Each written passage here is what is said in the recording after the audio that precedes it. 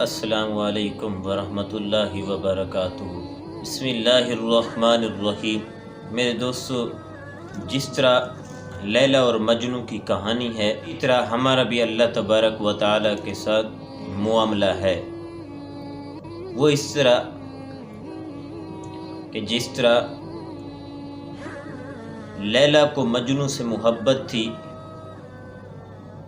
تو لیلا روزانہ کی بنیاد پر مجنوں کو دودھ بھیجتی تھی، اور مجنوں کچھ نہ کچھ تھوڑا بہت دودھ واپس بھیج دیتا تھا لیلا کی طرف۔ ایک دن ایسا ہوا کہ جو بندہ پیالہ لے کر جاتا دودھ کا واپس لے آتا، وہ خالی لے آیا پیالہ۔ دوسرے دن اس طرح ہوا، تیسرے دن اس طرح ہوا۔ جب پیالہ خالی واپس آنے لگا تو لیلا کو شک ہو گیا کہ یہ کوئی اصل مجنوں نہیں ہے، یہ کوئی اور بندہ ہے۔ ہوا بھی ایسے، لیلا نے اسے آزمایا۔ جس طرح ایک آدمی نے جب مجنوں کے پاس پیالہ آتے دیکھا تھا، تو مجنوں نے اس آدمی نے مجنوں کو بھگا دیا تھا اور اس کی جگہ پر خود بیٹھ گیا، اور روزانہ پیالہ آتا دودھ کا اور پی جاتا، خالی واپس بھیج دیتا۔ تو لیلا نے سمجھ گئی کہ یہ کوئی اور بندہ ہے، تو اس نے آزمانے کے لیے ایک طریقہ اختیار کیا۔ وہ اس طرح کہ لیلا نے خالی پیالہ ایک آدمی کے ہاتھ بھیجا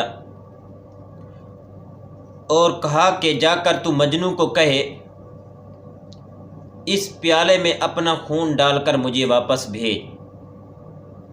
جب یہ آدمی وہاں پہنچا، جب اس نے بناوٹی مجنوں سے کہا کہ لیلا ایسے ایسے کہہ رہی ہے، تو اس بناوٹی مجنوں نے جواب دیا، ہم تو دودھ پینے والے ہیں، خون دینے والے نہیں ہیں۔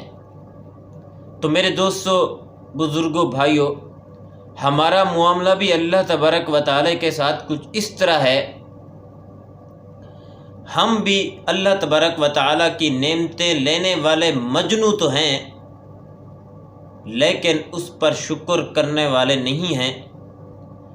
اس کی طرف اللہ تبارک و تعالی کی طرف سے بھیجی گئی آزمائشوں پر صبر کرنے والے مجنوں نہیں ہیں۔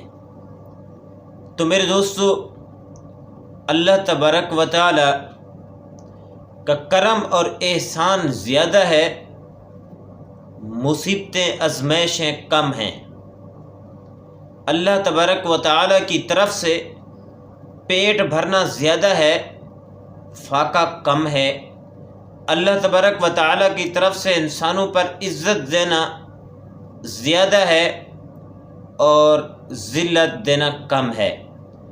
تو میرے دوستو، اسی طرح اللہ تبارک و تعالی کا ہم پر احسان، کرم، نظر و کرم بہت زیادہ ہے، اور امتحان بہت تھوڑا ہے۔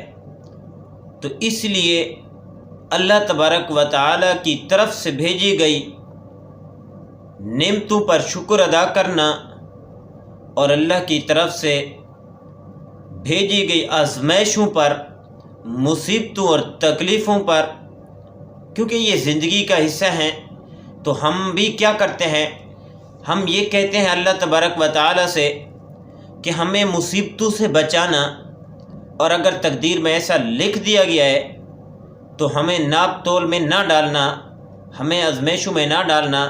اگر تقدیر میں ایسا لکھ دیا گیا ہے تو ہمیں اس پر صبر عطا فرمانا۔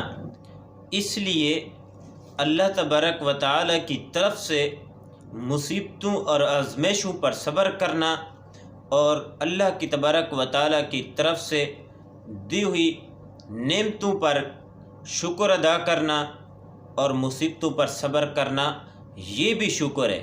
تو میرے دوستو، اللہ تبارک و تعالی سے دعا ہے کہ اللہ تبارک و تعالی مجھے اور آپ کو صبر کرنے کی توفیق عطا فرمائے۔